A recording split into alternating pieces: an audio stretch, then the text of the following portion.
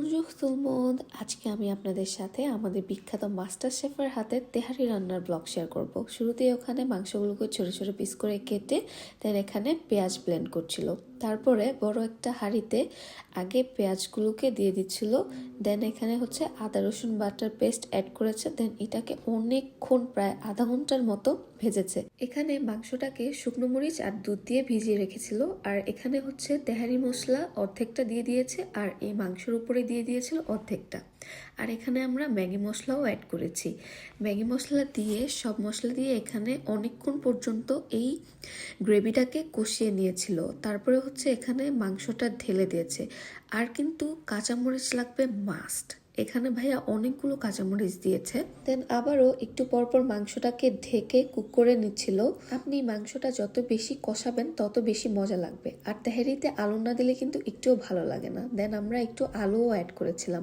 আলুটা মাংসটা যখন 90% কুক হয়ে গিয়েছে তখন আমরা আলুটা দিয়েছি। দেন হচ্ছে আমরা চালটাও অ্যাড করে দিয়েছি। দেন চালটাকে একটু মিক্স করে দেন আমরা পরিমাণ মতো পানি দিয়ে দিয়েছিলাম। এখানে টোটাল 1 কেজি চাল আর 1 কেজি গরুর মাংস ছিল, তো সেই অনুযায়ী আমরা পরিমাণ মতো পানি দিয়েছি। দেন হচ্ছে আমরা তেহারিটাকে দমে দিয়ে দিয়েছিলাম।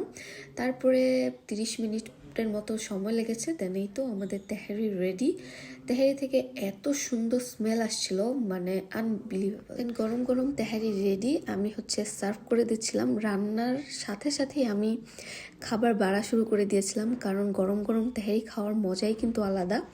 আর কাঁচামরিচের এত সুন্দর একটা স্মেল আসছিল যা বলার মতো না। আর এখানে আমি একটু সিম্পলি সালাদ বানিয়েছিলাম আর হচ্ছে বাংলাদেশি লেবু, আরও মানে দুইটার কম্বিনেশন এত জোস যা কি বলবো।